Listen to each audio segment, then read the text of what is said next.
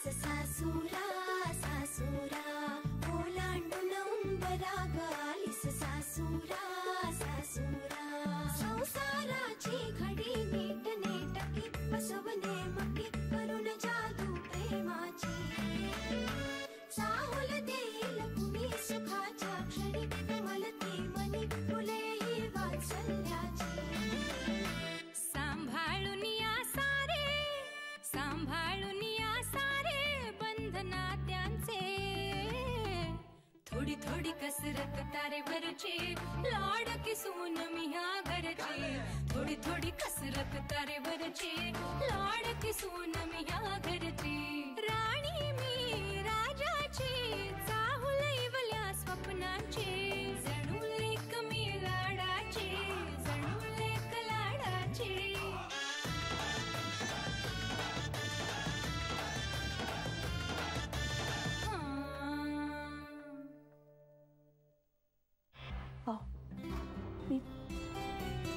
मी तुमचे पाय धरते मी तुमच्या पायांची शपथ घेते पटल्यास माझ्या पिंट्याची शपथ घेते मी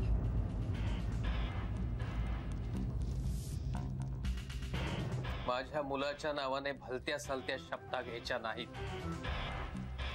असं काय करता तुम्ही पिंट्या रे तू तरी सांग ना तुझी खोटी शपथ घेऊ शकेन का मी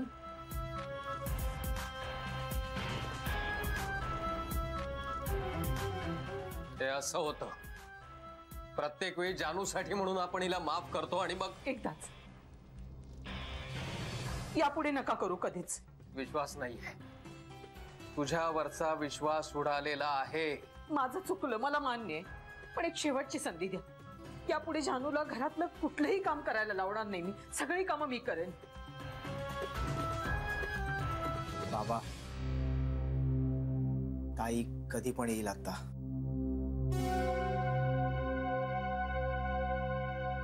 मला खोटं बोलायचं नाहीये. मी तुला माफ केलं नाहीये माफ करणार नाहीये पण जोवर जानू इथे आहे तोपर्यंत तू इथे राहू शकतेस. पण ज्या दिवशी जानू तिच्या सासरी जाईल त्याच दिवशी तुला तुझं चंबू गबाळा आवरून इथून चालतं व्हावं लागेल. हो मान्य आहे मला. आणि यापैकी काहीही जानूला कळलं तर त्याचा अर्थ फक्त आणि फक्त तू तिला सांगितलंस असा होईल. नाही कळणार तिला. कळलं तर हवं तर वाहणीने मारा मला. जानूला त्रास होऊ नये म्हणून म्हणतेय मी कारण या दिवसात बाईला होणारा त्रास हा तिच्या बाळालाही होत असतो. मग काय माझ्याशी नेहमीसारखं वागा. खरं तर नेहमीपेक्षा जास्त चांगलं वागलं पाहिजे आपण. त्यातच जानूचं सुख आहे. तिच्या सासरची कशी का वागेनात पण आपण तिच्या माहेरची माणसं आहोत. आपण जास्त चांगलं वागलं पाहिजे तिच्याशी. तिला काय हो सोन्यासारखी पोर आहे बिचारी. आपलं सुख तेच तिचं सुख आहे.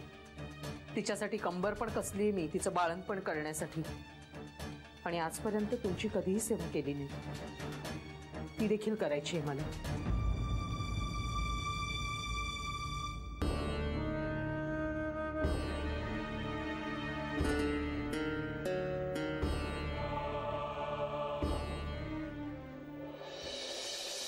पेडेपणा आहे हा सगळा. आता एकमेकांशी बोलावं असं वाटतंय तर बोलायचं ना. अगं असं होत नसतं गीता. काय होत नसतं. टाइमपास करतात एकमेकांशी. त्याला वेळ काढणे असं म्हणतात. त्यालाच मी टाइमपास असं म्हणते. ओके बरं मला सांग श्रीने काय मेसेज केला होता. काही नाही म्हणजे जिजूनी मेसेज केला हाय तर त्यावर जान्हवीने मेसेज केला हॅलो. मग जिजूचा मेसेज आला बिझी. त्यावर जान्हवीचा मेसेज होता म्हणजे HMMM. पावटपणा आहे सगळा. मूर्ख आहेत मूर्ख. एकमेकांशिवाय नाही राहू शकत तर सांगायचं ना एकमेकांना. तू आता टिकोची रावासारखं बोलतोयस पण जेव्हा तुझ्यावर प्रसंग आला होता तेव्हा काय झालं होतं. मी आणि तू आता जान्हवीवर हसतीयस तेव्हा तू कसं वागत होतीस. मी स्पष्टच बोलत होते.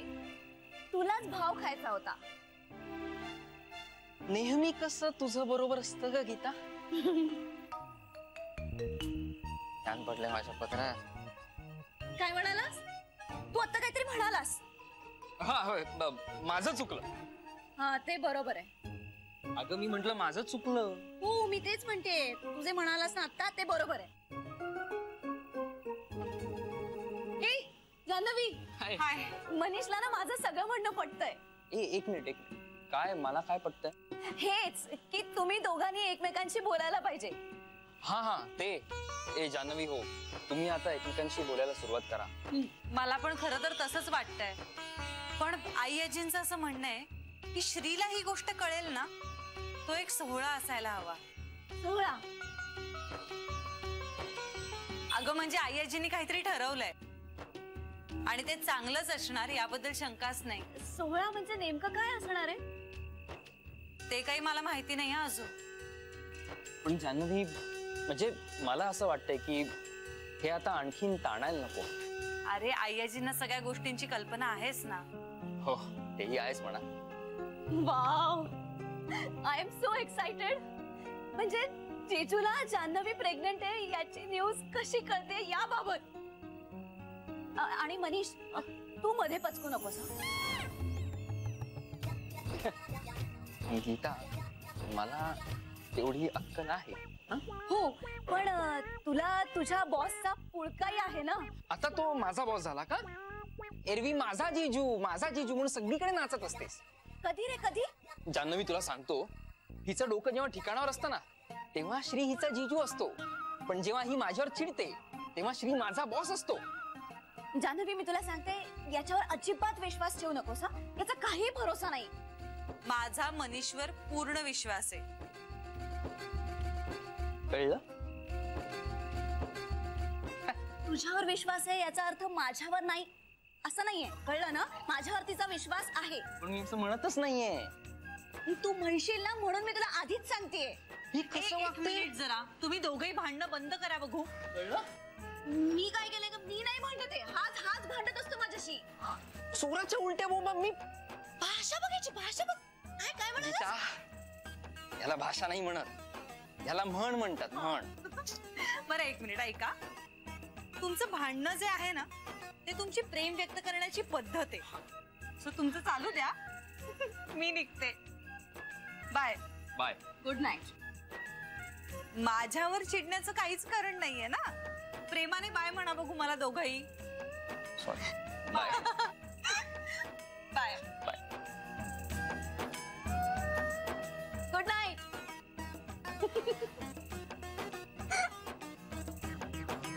मनीष काय काय असेल रे त्या सोहळ्यात?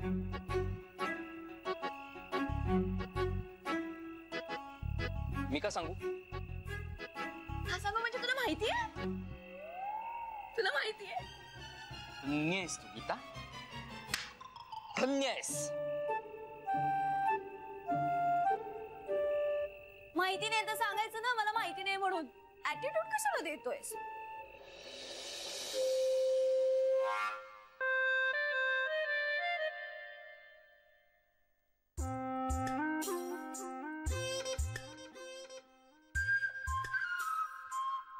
पुरे चेपू दे ना जरा. पुरे असं काय करताय? बरं वाटतं जरा.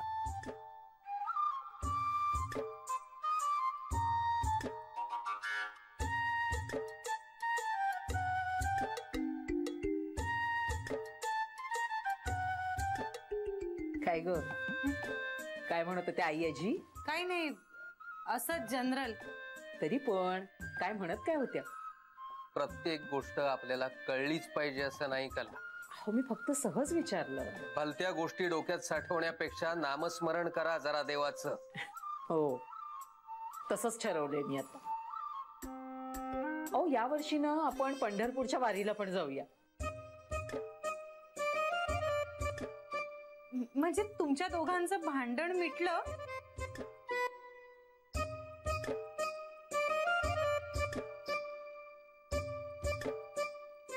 अगे नवरा बायकोचं भांडण ते किती काळ टिकणार? आणि भांडले नाहीत तर ते नवरा बायको कसे चालायचंच. तू बस, मी दूध गरम करून आणते. अगं थांब ना, मी घेते. अगं राहू दे. बस जरा. अगं माहेर वशिणेस ना, घे की मग सगळे लाड करून. एकदा सासरी गेल्यानंतर कोण करणार आहे कोड कौतुक?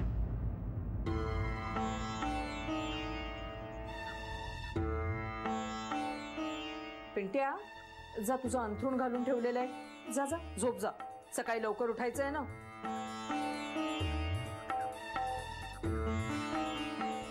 आई पण तू थांब, मी आणते. हा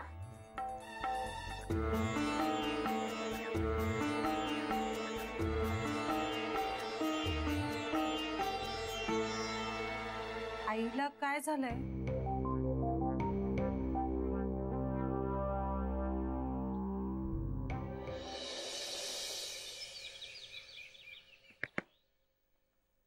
May I come in? Yes come in. Good morning Shri. Good morning. हे जरा नजरेखालून घाल ना. आणि तुझा फीडबॅक. ऍक्च्युली तुझ्या फीडबॅक साठी सगळं थांबलंय, त्यामुळे जरा लवकर दिलास तर बरं होईल. हो देतो. आहे मी. ए Manish,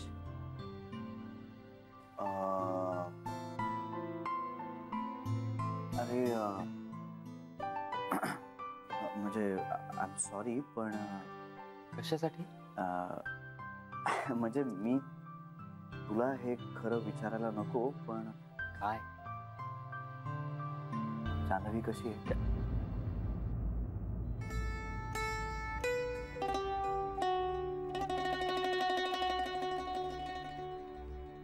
Manish, I am really worried about her म्हणून विचारतोय. काय तू असा दचकलास का? अरे ते माझं लग्न झाल्यापासून असं व्हायला लागलंय. गीताचा चेहरा आठवला की दचकायलाच होतं. साहेब येऊ का? Yes come in. साहेब ग्रीन टी. मनीष साहेब, तुम्हाला पण आणू का ग्रीन टी? ग्रीन टी नको नको. अहो साहेब आता रेग्युलरली घेतात. हो पण ते तुझ्या बहिणीमुळे ना. काय मग कशी आहे बहीण तुझी? चांगली आहे. काही फोन वगैरे येतो का रे तुला? येतो तर. परवा बस स्टॉपवर भेटली होती.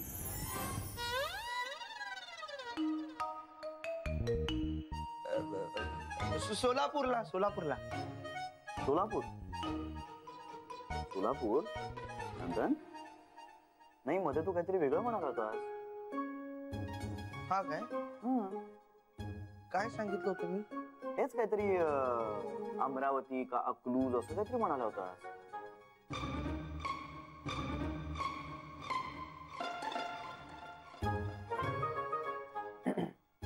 काय झालं? काही नाही साहेब, मी नक्की काय सांगितलं होतं? अमरावती की अकलूज? नाही, तुझ्या दोन बहिणी असं म्हणाला होतास ना तू. हा दोन बहिणी आहेत मला. हा, एक अमरावती आणि दुसरी अकलूज. मग आता ही सोलापूरची कुठून आली? आली नाही, गेली. सोलापूरला गेली. अच्छा, सोलापूरला गेली. पाहुण्यांकडे. अच्छा, पाहुण्यांकडे. मग ही बस स्टॉपवर दिसली ही कोण? ती दुसरी बहीण. अच्छा, ती मुंबईत आली आहे का? हो हो हो. अरे वा, मग तिला घेऊन ये ना ऑफिसला. घेऊन कसं येणार? नंदन बहिणीला कसं घेऊन येणार इकडे? अरे त्यात काय? अरे हे ऑफिस आहे ना आपलं. मग काय झालं? आपण फॅमिलीला आणूच शकतो ना ऑफिस मध्ये. नाही नाही तसं नाही. नंदन साहेब, मला बस स्टॉपवर बहीण दिसली नाही. अरे म्हणजे म्हणजे त्याला भास झाला बहीण दिसल्याचा. हा, त्याला बहीण दिसली असं वाटलं. म्हणजे काय होतं, आपण पटकन एखाद्याला बघितल्यानंतर कसं आपल्याला असं वाटतं ना की अरे हा माणूस आपल्या ओळखीचाच आहे. पण तसं नसतं, तो माणूस आपल्या ओळखीचा नसतो. तसाच भास झाला नंदनला. हो ना? हा, हे असंच काहीतरी झालं साहेब. हा, मिस करतो तो बहिणीला. अरे खूप मिस करतो. पण हे सगळं तुला कसं माहित रे? मला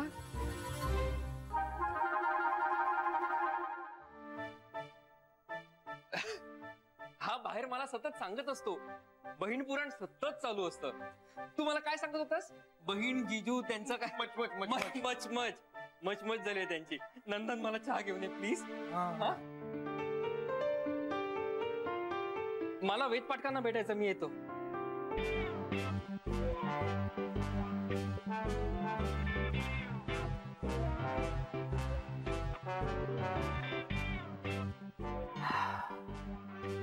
अरे हो, वेद पाठकांना मलाही भेटायचं आहे.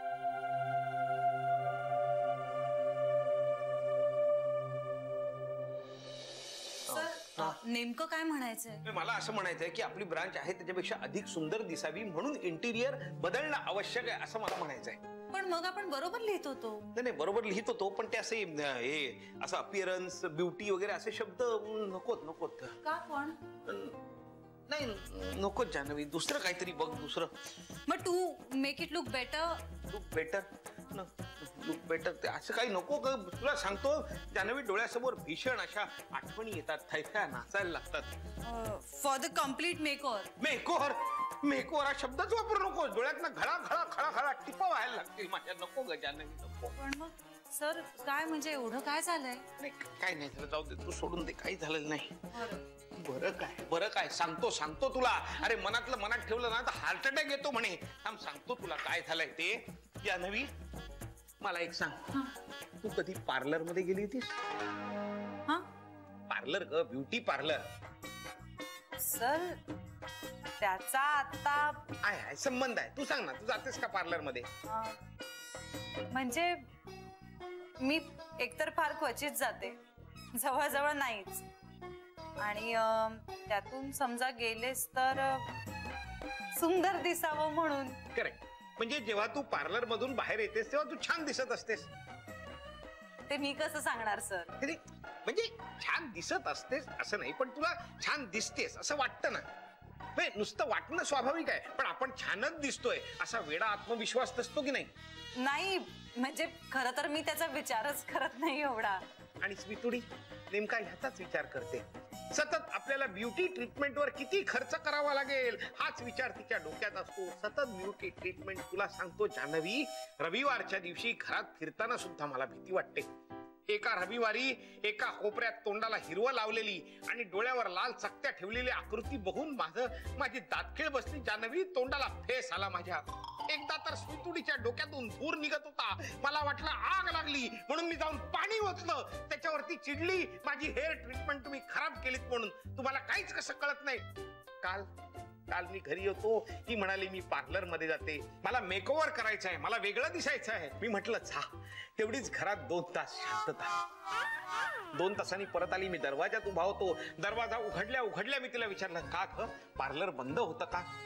त्यावर भयंकर चिडली माझ्यावर. म्हणाली तुम्हाला सौंदर्यातलं काहीच कसं कळत नाही, तुम्ही खरं तर बोललंच नाही पाहिजे, काय वाटेल ते बोलली. मला आकाश पाताळ एक केलं.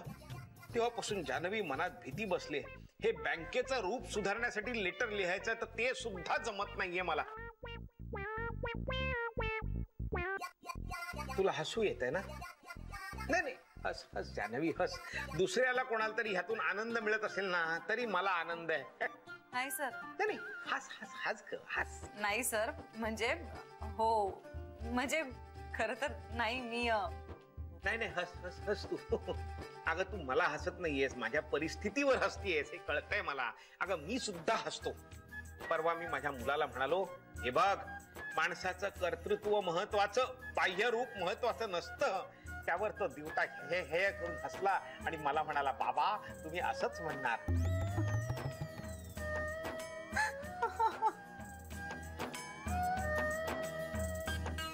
तुला सांगतो जान्हवी, मुलं ही निसर्गाने आपल्याला घडवलेली अद्दल असते.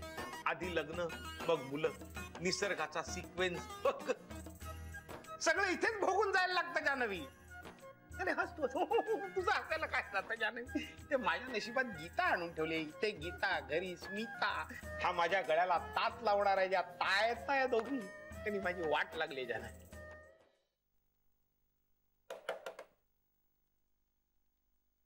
अच्छा sir. Yes come in. Sir Ved Pathak साहेब या बसा. सर असं अहो नाही, या बसा. तुम्ही चहा घ्याल? नको सर. अहो घ्या ना. सर आत्ताच घेऊन आलोय. ओके सर, कामाचं नेमकं स्वरूप काय ते कळालं म्हणजे मला पुढे सांगतो. म्हणजे ऍक्च्युली आता कोर्टाची तारीख आली आहे. हो सर, जवळच आहे. हा तेच. म्हणजे म्हणजे म्हणजे आता ती तारीख आली आहे, जवळ आली आहे ना. हो. म्हणजे मला असं विचारायचं आहे की आपण नोटीस पाठवल्यानंतरही कोर्टात नाहीच गेलो तर चालतं? म्हणजे कसं आहे की या प्रोसिजरसाठी तुमच्या ऐवजी दुसऱ्या कोणाला नाही पाठवता येणार. नाही नाही नाही, तसं नाही. म्हणजे कोणीच गेलं नाही तर चालतं? म्हणजे साहेब पुढची तारीख देतील आणि मग सगळ्याच गोष्टीला वेळ होईल. हो वेदपाठक साहेब, तुम्हाला तुमच्या लक्षात येत नाहीये. मला असं म्हणायचंय की ओके, मला असं तुम्हाला विचारायचं आहे की मला ही नोटीस मागे घ्यायची.